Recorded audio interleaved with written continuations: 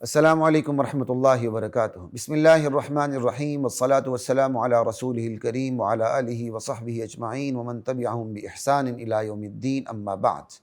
خواتین و حضرات، دورہ قرآن کی نشریات کے ساتھ، بلکہ آج 30ویں سپارے کی آخری جو نشریات ہیں اس کے ساتھ اس ماہ کی، اس ماہ رمضان کی اور اس سال کی 1443 ہجری کی نشریات ماہ رمضان کی آخری نشریات کے ساتھ آپ کی خدمت میں خلیق الرحمن حاضر ہے، آپ سے مخاطب ہیں۔ آج کی اس نشست میں 30ویں سپارے کی منتخب ترین آیات پہ ہم بات کر لیتے ہیں۔ قیامت کا منظر اللہ تعالیٰ پیش کر رہے ہیں۔ یہ سورۃ النبا ہے، اس کی آیت نمبر 38 سے 40 تک جا رہی ہیں۔ یہ وہ دن ہوگا جس میں جبرائیل امین سب فرشتے صف باندھ کے کھڑے ہوں گے۔ یوم یقوم الروح والملائکہ لا یتکلمون، کسی کو بولنے کی ہمت نہیں ہوگی، الا من اذن لہ الرحمن وقال صوابا، وہی بولے گا جسے خدا رحمان نے اجازت دی ہوگی۔ بولے گا بھی وہ سچ بولے گا، حق بولے گا، غلط بات نہیں کر سکے گا۔ لوگوں، یہ دن برحق ہے، جس نے بھی جو بھی چاہتا ہے وہ اپنے رب کے پاس اپنا ٹھکانہ بنا لے۔ فمن شاء اتخذ الی ربہ مآبا۔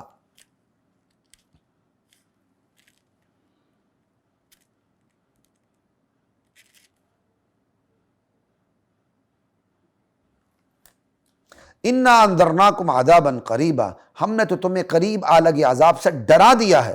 یوم ینظر المرء ما قدمت یدا، اس دن بندے نے اپنے ہاتھوں کی جو کمائی آگے بھیجی وہ دیکھ لے گا، اچھا برا۔ ویقول الکافر، اس دن کافر کہے گا جس نے دین برحق کا دنیا میں انکار کیا ہوگا، یا لیتنی کنت ترابا، ہائے کاش میں مٹی ہی رہتا، دوبارہ اٹھایا نہ جاتا۔ لیکن اس وقت ہائے وائے سے کچھ بھی نہیں بنے گا۔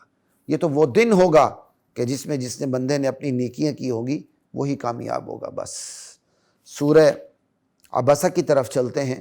سورہ عبسہ کی آیات ہیں اسی قسم کی، یہ بھی کیا کہتے ہیں، قیامت کا منظر اس سورہ عبسہ میں پیش ہو رہا ہے۔ مکی صورتوں کے اندر آخرت کے مناظر بہت زیادہ ہیں، اسی لیے یہ 30ویں سپارے میں میں کیا کہتے ہیں آپ کے سامنے یہ منظر پیش کر رہا ہوں۔ پہلے یہ میں نے یوم یقوم الروح کا کیا، اب یوم یفر المرء من اخیہ۔ یہ وہ دن ہوگا، بائی سے بھاگے گا، اپنی ماں سے بھاگے گا، آدمی اپنے بھائی سے بھاگے گا، اپنی ماں سے بھاگے گا، اپنے باپ سے بھاگے گا۔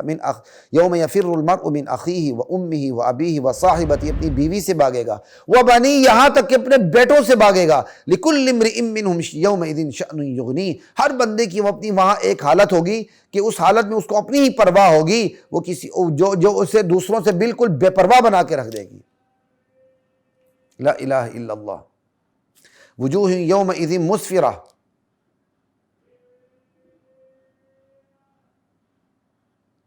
اس دن کچھ چہرے چمک رہے ہوں گے، اللہ اکبر، خوش نصیب چہرے ہوں گے، ان کے چہروں پر چمک ہوگی اور ہنستے بستے ہوں گے، خوش و خرم ہوں گے، اللہ اکبر، ہنس رہے ہوں گے، خوش ہو رہے ہوں گے۔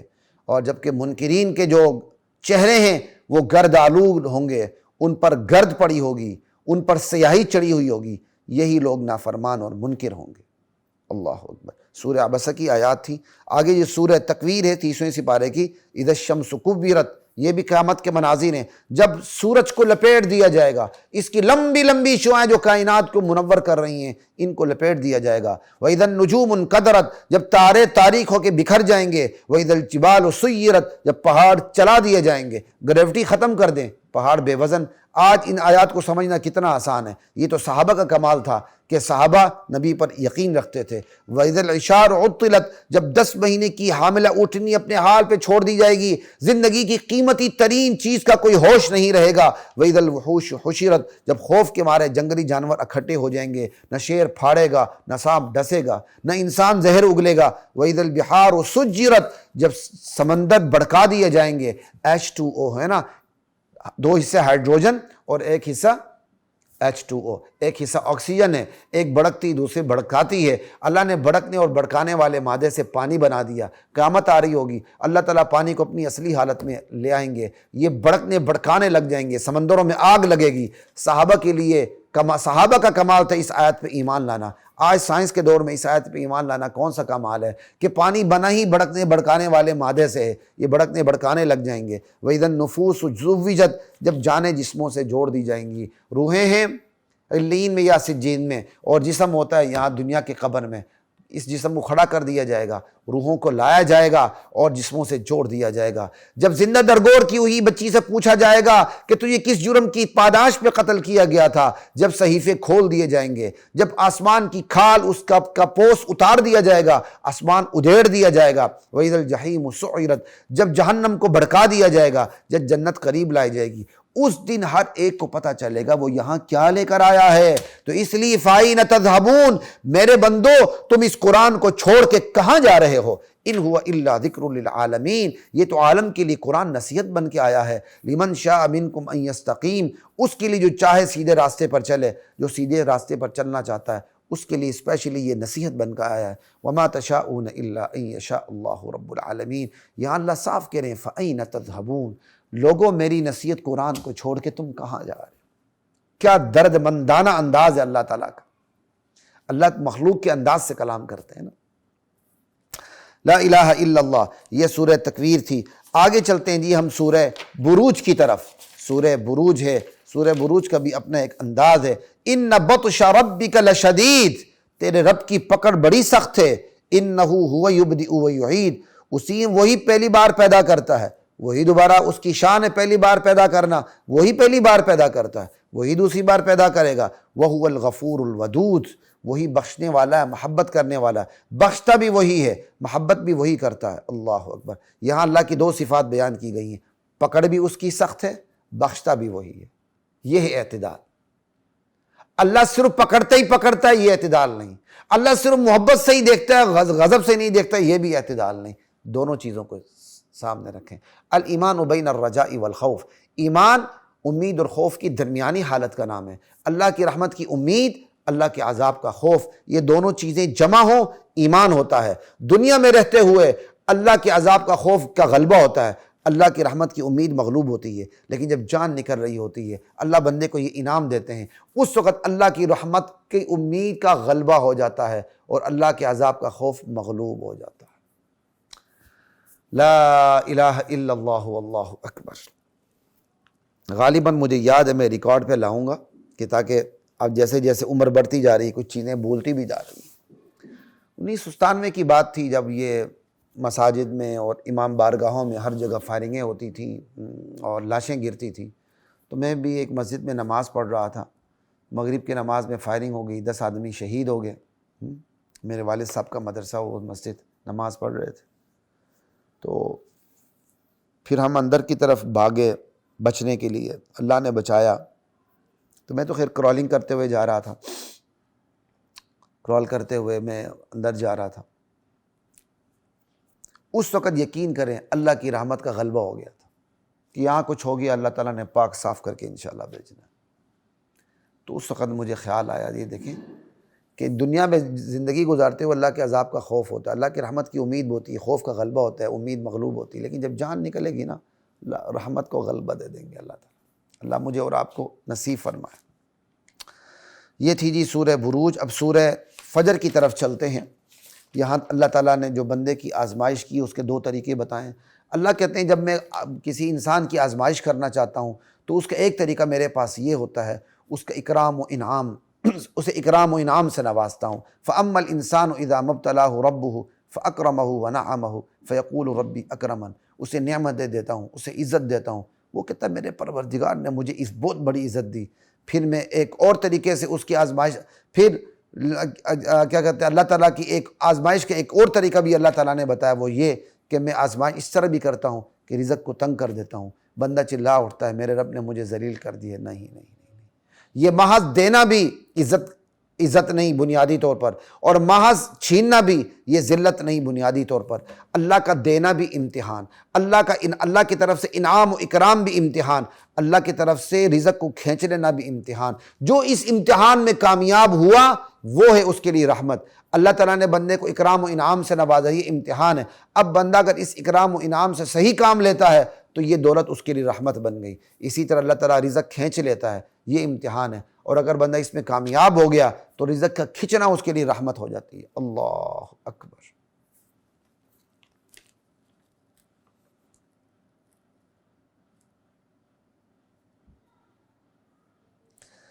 تو کلا بل لا تکرمون الیتیم، میرے بندے میں نے پہلے تو یہ مال کیا کہتے ہیں امتحان کی میری ایک صورت یہ تھی کہ میں نے مال زیادہ دیا، اللہ اکبر، نہ مال کی بڑھوتری میں عزت ہے کثرت، نہ مال کی تنگی میں ذلت ہے، اللہ اکبر، بلکہ جو دین کی طرف آتا ہے اسی میں عزت ہے، جو امتحان میں کامیاب ہوتا ہے اسی کے لیے عزت ہے۔ تم تو یتیم کی عزت نہیں کرتے، تم یتیم کو اکرام نہیں کرتے، اور مسکین کو کھانا کھلانے کی ترغیب نہیں دیتے، میراث کا مال سمیٹ کر تم کھا جاتے ہو، اور حد سے زیادہ تم مال سے محبت کرتے ہو۔ لا الہ الا اللہ۔ وجیء یومئذ بجہنم، اس دن جہنم لائے جائے گی، اس دن انسان نصیحت پکڑے گا، لیکن اب نصیحت کا کیا فائدہ؟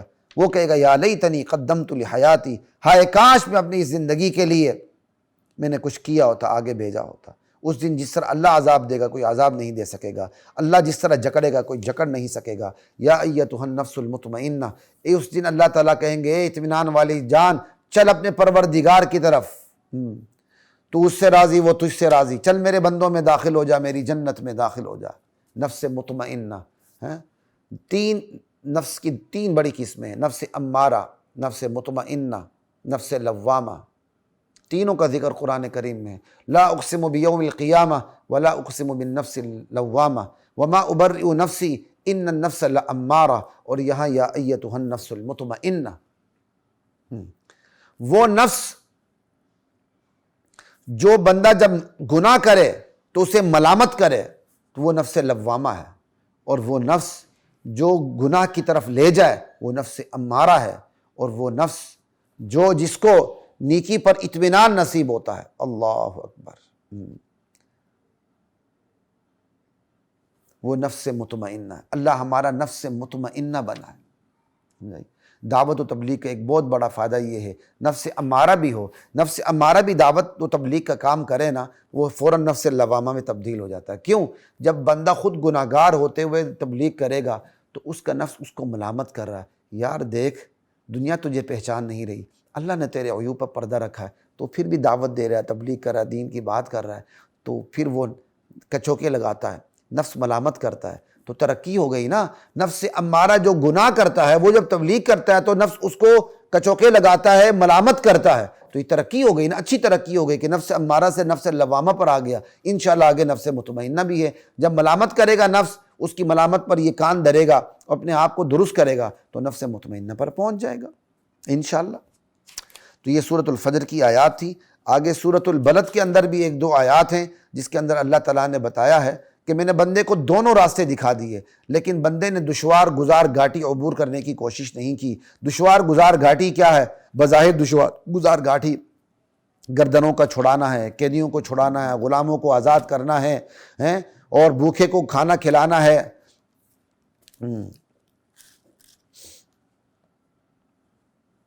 اور اسی طرح کیا کہتے ہیں، کسی خاک نشین کو، کسی مسکین کو، قرابت دار کو، کسی یتیم کو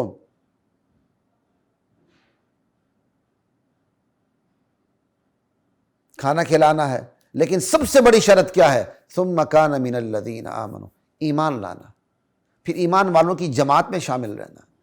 اگر ایک بندے نے بڑے بڑے کام کیے، فک رقبہ کیا، اطعام فی یوم ذی مسغبہ کیا، سارا کچھ کیا، بڑے بڑے دنیا میں کام کیے، لیکن ثم کان من الذین آمنوا، نہیں، ایمان نہیں لایا، تو اس کا اجر اللہ دنیا میں دے دیتے ہیں، آخرت میں نہیں رکھتے۔ آخرت میں اس کے تمام اعمال اڑتی ہوئی خاک ہو جائیں گے۔ یہ ایمان کی کوئی شرف حاصل ہے کہ بندہ جو نیک کام کرتا ہے اس کا اجر اللہ تعالیٰ آخرت میں بچا کے رکھتے ہیں اس کے لیے، اس کی نجات کے لیے۔ سورہ علم نشرح ہے، اس میں ایک آیت بہت حوصلہ دیتی ہے، بہت حوصلہ دیتی ہے۔ فَإِنَّ مَعَ الْعُسْرِ يُسْرًا إِنَّ مَعَ الْعُسْرِ يُسْرًا، ہر مشکل کے ساتھ آسانی ہے، بے شک ہر مشکل کے ساتھ آسانی۔ اے اللہ ہمارے تمام مشکلات کو آسان فرما، اللہ ہمارے دین کے مشکلات کو بھی آسان فرما، ہمارے دنیا کی مشکلات کو آسان فرما۔ مولا کریم تیری رضا کے لیے ہم نے اس پورے ماہ رمضان میں دورہ قرآن کی نشریات رکھیں، مولا کریم اپنی رضا کے لیے اس کو قبول فرما مولا کریم، اور اس کے اندر کوئی ریاکاری، کوئی دنیا کا عنصر ساتھ ہو، یا اللہ اس کو مٹا دے، اس کو نامہ اعمال سے مٹا دے، اس کو خالص اپنی رضا کے لیے رکھ۔ میں ہوں، میرے ساتھی ہیں، میرے یہاں کارکنان ہیں، اور ہماری وہ ٹیم ہے جو اس کام کے لیے محنت کرتی ہے، اس کام کے لیے دنیا کے اسباب اکٹھے کرتی ہے، اور اس کام پہ لگاتی ہے، اے اللہ ان کے مال میں اولاد میں برکت عطا فرما اور ان کی مشکلات کو بھی دور فرما۔ خود میری اپنی مشکلات ہیں بہت سی، دینی دنیاوی، آپ لوگوں سے بھی یہی میری درخواست ہے کہ آپ اللہ کے حضور میرے لیے بھی دعا کریں، اللہ تعالیٰ میری مشکلات میں بھی آسانی فرمائے۔ میں آپ سب کے لیے دعا گو ہوں، اللہ تعالیٰ آپ کی تمام مشکلات کو ختم فرمائے۔ اللہ خود حوصلہ دے رہا ہے، فَإِنَّ مَعَ الْعُسْرِ يُسْرًا إِنَّ مَعَ الْعُسْرِ يُسْرًا، ہر مشکل کے ساتھ آسانی، ہر مشکل کے ساتھ آسانی۔ اللہ تعالیٰ ہماری تمام مشکلات کو ختم فرما۔ آگے ہے جی، بس ہم اختتام کی طرف جا رہے ہیں، بات ہماری ختم ہو رہی ہے۔ برکت کے طور پر ہم پڑھتے ہیں قُلْ هُوَ اللَّهُ أَحَدٌ، میرے نبی اعلان کر دیجیے اللہ احد، اللہ الصمد، اللہ بے نیاز ہے، لم یلد وہ کسی کا والد نہیں، ولم یولد وہ کسی کا مولود اولاد نہیں، ولم یکن لہ کفوا احد وہ کسی کا ہمسر نہیں، اس کے برابر کوئی، ولم یکن لہ کفوا احد کوئی اس کا ہمسر نہیں، کوئی اس کا ہمسر نہیں۔ یہ ساری ان عیسائیت کے، یہودیت کے جو غلط نظریات ہے کہ اللہ نے نائب بنائے، اپنے اختیارات تقسیم کی، اختیارات کو اللہ نے ڈیوائیڈڈ کر دیا، سب کی نفی کر دی۔ اگر مذاہب عالم کو پتہ ہو تو سورہ اخلاص کی قیمت ہمیں معلوم ہو۔ قل اعوذ برب الناس، میرے نبی کہہ دیجئے کہ میں لوگوں کے رب کی پناہ میں آتا ہوں، لوگوں کے بادشاہ کی پناہ میں آتا ہوں، لوگوں کے الہ کی، معبود کی، حاجت روا کی، مشکل کشا کی، دستگیر کی پناہ میں آتا ہوں، من شر الوسواس الخناس، اللہ اکبر، شیطان کے شر سے جو انسان کے دل میں وسوسے ڈال کر چھپ جاتا ہے، الذی یوسوس فی صدور الناس، جو لوگوں کے دلوں میں وسوسے ڈالتا ہے، اور یہ شیطان صرف جنوں میں سے نہیں ہے، انسانوں میں سے بھی ہے۔ خواتین و حضرات، 1443 ہجری 1922 اپریل ماہ رمضان کی دورہ قرآن کی نشریات اپنے اختتام کو پہنچتی ہیں۔ اللہ کی ذات اس کو اپنی بارگاہ میں قبول فرمائے، قبول و منظور فرمائے۔ اللہ تعالی ہماری تمام کی تمام کوتاہیوں کو معاف فرمائے۔ اس میں بیان کرنے میں، سمجھنے میں، سمجھانے میں جو غلطیاں ہوئیں، اللہ تعالیٰ ان غلطیوں سے درگزر فرمائے۔ اللہ تعالیٰ اپنی شان کے مطابق سنانے والوں کو بھی اجر عطا فرمائے، سننے والوں کو بھی اللہ تعالیٰ اجر عطا فرمائے۔ اللہم انا نسألک من خیر ما سألک، بسم اللہ الرحمن الرحیم، والصلاة والسلام علی رسولہ الکریم محمد وآلہ وصحبہ اجمعین۔ ربنا ظلمنا انفسنا وان لم تغفر لنا وترحمنا لنکونن من الخاسرین۔ اللہم انا نسألک من خیر ما سألک منہ نبیک محمد صلی اللہ علیہ وسلم، ونعوذ بک من شر ما استعاذک منہ نبیک محمد صلی اللہ علیہ وسلم، وانت المستعان وعلیک البلاغ۔ اللہم نور قلوبنا بالقرآن وزین اخلاقنا بالقرآن ونجنا من النار بالقرآن واشف مرضانا بالقرآن وفرج همومنا وغمومنا بالقرآن واستر عیوبنا بالقرآن وانصرنا على من عادانا بالقرآن وألف بین قلوبنا بالقرآن وادخلنا في الجنة بالقرآن۔ اللہم اجعل القرآن ربیع قلوبنا، اللہم اجعل القرآن ربیع قلوبنا۔ مولا کریم اس کہنے، سننے، سنانے کو قبول فرما، سمجھنے، سمجھانے کو قبول فرما۔ مولا کریم اس میں جتنی بھی کوتاہیاں یقیناً ہوئی ہوں گی، اللہ تعالیٰ ان کوتاہیوں سے درگزر فرما، اپنی شان کے مطابق اس کا بدلہ دین دنیا دونوں میں عطا فرما۔ مولا کریم اس نشریات میں جتنے بھی ساتھی، مبین، معاون ہیں، ہمارے کارکن ہیں، اور اس نشریات کو بنانے میں اور اس کے اسباب و وسائل مہیا کرنے میں، مولا کریم ان سب کی مال میں، اولاد میں، جان میں برکت عطا فرما۔ مولا کریم ہمیں دین کی اعلیٰ خدمت نصیب فرما۔ لا الہ الا اللہ محمد رسول اللہ، وصلی اللہ وسلم وبارک علی رسولہ الکریم محمد وآلہ وصحبہ اجمعین، والحمد للہ رب العالمین۔ خواتین و حضرات، 1443 ہجری ماہ رمضان کی نشریات، 2022 عیسوی اپریل کی نشریات اپنے اختتام کو پہنچتی ہیں۔ زندگی رہی انشاءاللہ ماہ رمضان کی نشریات کے ساتھ آئندہ سال دوبارہ آپ کی خدمت میں حاضری ہوگی، اور انشاءاللہ ہم پورے سال نشریات میں آپ کے ساتھ رہیں گے، اللہ تعالیٰ نے چاہا۔ ہماری کوشش ہے رمضان کے بعد بہت ہی جلد پورے قرآن کی مفصل تفسیر پیچھے سے شروع کر دیں، چونکہ الحمدللہ مختلف اسلوب کے حوالے سے قرآن کی تفسیر کرنے کی اللہ تعالیٰ نے کرنے کا ذوق عطا فرمایا ہے۔ تو بس میں اس شش و پنج میں ہوں کہ کس پہلو کو سامنے رکھ کر آپ کے سامنے پہلے تفسیر شروع کروں، مختصر شروع کروں، مطول شروع کروں، قرآن کے ربط کو دیکھ کے شروع کروں یا قرآن کی آیات کو سامنے رکھ کے شروع کروں یا اس کا ایک میں مکسچر بنا کے آپ کے سامنے رکھوں، بس اسی شش و بنج میں ہوں۔ آپ نے اسپیشل دعا کرنی ہے کہ جو میرے حق میں آپ کے حق میں بہتر ہو اور امت کے حق میں بہتر ہو، اللہ وہی کام لے۔ اجازت دیجیے خلیق الرحمن کو اور دعاؤں میں یاد رکھیے۔ السلام علیکم ورحمۃ اللہ وبرکاتہ۔